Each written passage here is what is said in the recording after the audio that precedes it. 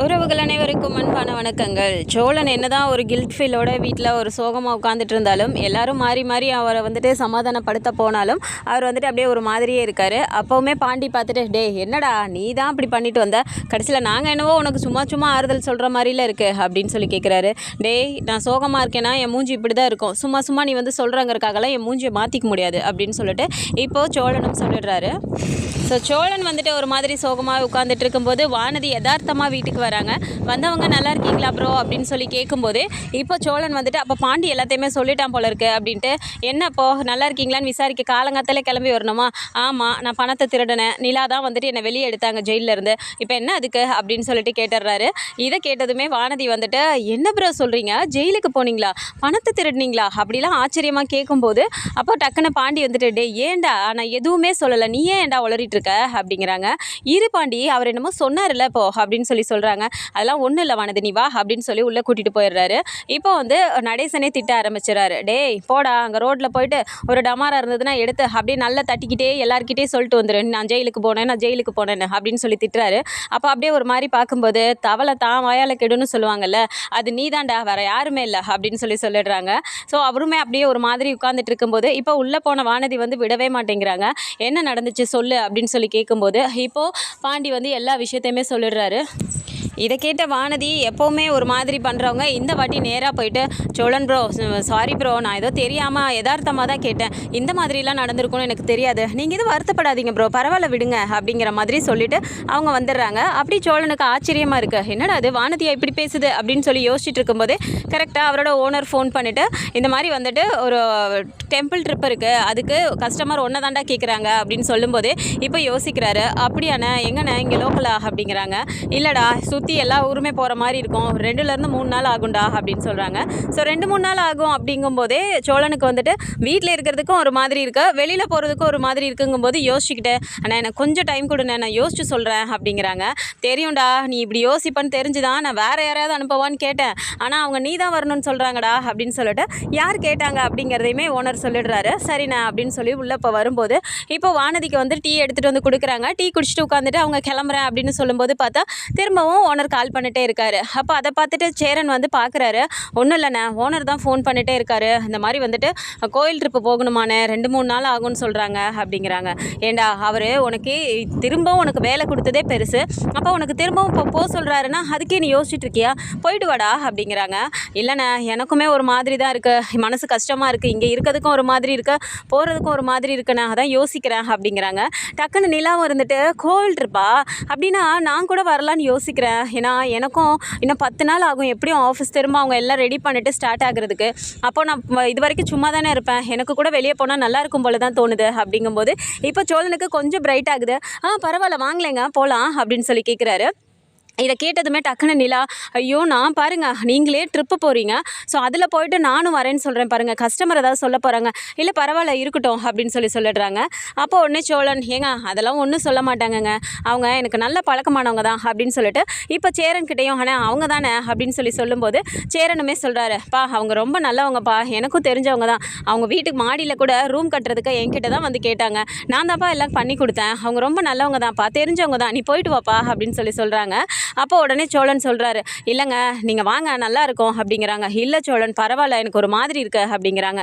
அப்படிலாம் இல்லைங்க, ஏற்கனவே அவங்க வந்துட்டு எனக்கு கல்யாணம் ஆயிடுச்சுன்னு தெரிஞ்ச உடனே ஒய்ஃபை கூட்டிகிட்டு வீட்டுக்கு வா விருந்து வைக்கிறேன்லாம் என்கிட்ட சொன்னாங்க, என் சூழ்நிலை அந்த மாதிரியாக இருந்துச்சு, அதனால் நான் போகவே இல்லை அப்படின்னு சொல்கிறாங்க. ஒரு வழியாக சேரனும் சொல்லி சோழனும் சொல்லி நிலாவும் சரி கிளம்புறேன் நானும் வரேன் அப்படின்னு சொல்லி ஒத்துக்கிறாங்க.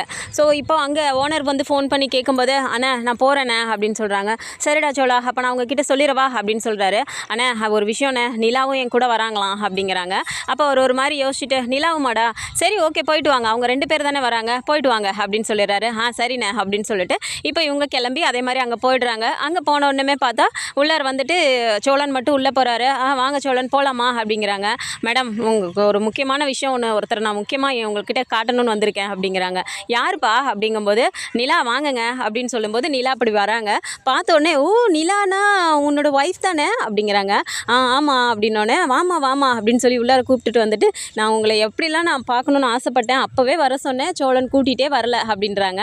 அப்போ நிலா வந்துட்டு, அப்படி இல்லை அவர் கூப்பிட்டாரு, என்னால் தான் வர முடியல, ஆஃபீஸில் கொஞ்சம் ஒர்க் இருந்தது அப்படின்னு சொல்லிடுறாங்க. அப்போ சோழன் பார்க்குறாரு, என்னடா அது என்னம்மா சமாளிக்கிறா அப்படிங்கிற மாதிரி பார்க்குறாரு. சரிம்மா அப்படின்னு சொல்லிட்டு இப்போ அங்கேருந்து கிளம்பிடுறாங்க. ஸோ காரில் போயிட்டே இருக்கும்போது வந்துட்டு அவங்க கேட்குறாங்க, ஆமாம்மா உங்களோடது லவ் மேரேஜ்னு சொல்லி சோழன் சொன்னானே, அப்படி என்ன மாதிரி நீங்கள் லவ் பண்ணீங்க, உங்கள் லவ் ஸ்டோரியை கொஞ்சம் சொல்லுங்களேன், ட்ராவல் போயிட்டே இருக்கிறதுக்கு அதையாவது நம்ம பேசிக்கிட்டே போவோம் அப்படின்னு சொல்லும்போது நிலா வந்துட்டு அப்படியே ஒரு மாதிரி யோசிக்கிறாங்க. அப்போ சோழன் வந்துட்டு, நானே சொல்கிறேன் மேடம் அப்படின்னு சொல்லிட்டு, அது ஒன்றும் இல்லை மேடம், அவங்க வீட்டில் பார்த்த மாப்பிள்ள அவங்களுக்கு சுத்தமாக பிடிக்கல. அப்போ என்கிட்ட வந்து அவங்க சொன்னாங்க, நம்ம இன்றைக்கி நைட்டே கிளம்பிடலாம் சென்னைக்குன்னு சொல்லிட்டு. அதனால் நாங்களும் அங்கேருந்து உடனே கிளம்பிட்டோம். அதுக்கப்புறம் அவங்க அப்பாவுக்கு தெரிஞ்சு அவரும் எங்களை விரட்டி பிடிச்சி வந்து கடைசியில் போலீஸ் ஸ்டேஷனுக்கு போய், அங்கே தான் மேடம் எங்கள் கல்யாணமே நடந்துச்சு, அவ்வளோதான் எங்களோட லவ் ஸ்டோரி அப்படிங்கிறாங்க. அப்போ வந்து அப்படியே ஒரு மாதிரி பார்க்குறாங்க நிலா, ப்ளீஸ் ப்ளீஸ் ப்ளீஸ் எதுவும் சொல்லிடாதீங்க அங்கே நடந்த விஷயத்தெல்லாம் அப்படிங்கிறாங்க. சரின்னு நிலா அப்போ அமைதியாக இருந்துட்டு அதுக்கப்புறமா திரும்ப கேட்குறாங்க, சரி உங்கள் மேரேஜ் எப்படி நடந்தது, லவ் மேரேஜா அரேஞ்ச் மேரேஜா அப்படின்னு சொல்லி அவங்கக்கிட்ட கேட்குறாங்க. அவங்க அந்த மேடம் வந்து வெக்கப்படும் போது அப்படியே பார்த்துட்டு, என்ன மேடம் வெக்கப்படுறீங்க, அப்போ உங்களோடது லவ் மேரேஜ் தானா அப்படின்னு சொன்ன உடனே இப்போ அந்த சாரே சொல்ல ஆரம்பிச்சிடுறாங்க, ஆமாம்மா கரெக்டாக கண்டுபிடிச்சிட்டேன், எங்களோடதும் பியோரான லவ் மேரேஜ் தான் அப்படின்னு சொல்லி சொல்கிறாங்க. அப்போ வந்து சோழன் சிரிச்சுக்கிட்டே, சார் சார் அப்படின்னா உங்கள் லவ் ஸ்டோரியை சொல்லுங்களேன் சார், எங்களோட லவ் ஸ்டோரின்னு சொல்லிக்கிற அளவுக்கு எங்ககிட்ட பெருசாக இல்லை, ஆனால் உங்ககிட்ட நிறைய இருக்கும் போல இருக்கே, சொல்லுங்களேன் கேட்போம் அப்படின்னு சொல்கிறாங்க. சரின்னு சொல்லிட்டு அவங்களும் அவங்க லைஃப்பில் நடந்த ஒவ்வொரு விஷயத்தையும் சொல்லும்போது அப்படியே அந்த மேடம் வந்துட்டு அப்படியே வைக்கப்படுறது, அதை பார்த்து இவங்க சிரிக்கிறது, இது எல்லாத்தையும் அப்படியே பார்த்துக்கிட்டே வந்துட்டு சோழனும் அப்படியே சிரிச்சுக்கிட்டே வராரு. அப்போ அவங்க அந்த ஸ்டோரியெல்லாம் சொல்லி முடிச்சதுக்கப்புறமா அவங்க சொல்கிறாங்க, நாங்கள் எப்படி இந்த வயசில் வந்து உங்ககிட்ட எங்களோட லவ் ஸ்டோரியை சொல்கிறோமோ அதே மாதிரி எங்கள் வயசில் நீங்களும் இந்த மாதிரி உங்கள் லவ் ஸ்டோரியை சொல்லணும் அப்படின்னு சொல்லிட்டு, என்ன நிலா சொல்லுவல்ல அப்படின்னு கேட்குறாங்க. நிலா வந்துட்டு, கண்டிப்பாக மேடம் அப்படின்னு சொல்லி சொல்கிறாங்க.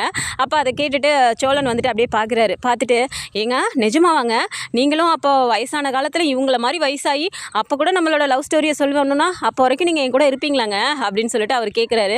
அப்போ அப்படியே நிலா வந்துட்டு, யார் சொன்னா, சும்மா அப்படியே அடிச்சு விட வேண்டியதா அப்படின்னு சொல்லிட்டு நிலாவும் சொல்லிடுறாங்க. அப்போ சோழனுக்கு ஒரு மாதிரி ஆகுது. அப்போ அப்படியே பார்க்கும்போது, என்ன நீங்கள் மட்டும் தான் அடிச்சு விடுவீங்களா, ஏன் எனக்குலாம் அடிச்சு விட தெரியாதா அப்படிங்கிறாங்க. சரிங்க ஏதோ ஒரு பேச்சுக்கு கேட்டேன், சரி விடுங்க அப்படிங்கிறாங்க. சரின்னு சொல்லிட்டு நிலா சிரிச்சுக்கிட்டே இருக்காங்க. ஸோ நேராக ஃபஸ்ட்டு வந்துட்டு சிவன் கோயிலுக்கு போகிறாங்க காஞ்சிபுரத்தில். அங்கே கோயிலுக்கு போனதுக்கப்புறமா வாங்கம்மா போகலாம் அப்படின்னு சொல்லிட்டு இறங்கி உள்ளே போகிறாங்க. உள்ளே போனோடனே அவங்க வந்துட்டு, இந்த இடத்துல தான் நாங்கள் ஃபஸ்ட்டு மீட் பண்ணோம் அப்படின்னு அவங்களோட அந்த இதெல்லாம் பேசிக்கிட்டே சாமியை பற்றி ஒன்று ஒன்றா சொல்லிக்கிட்டே போகிறாங்க.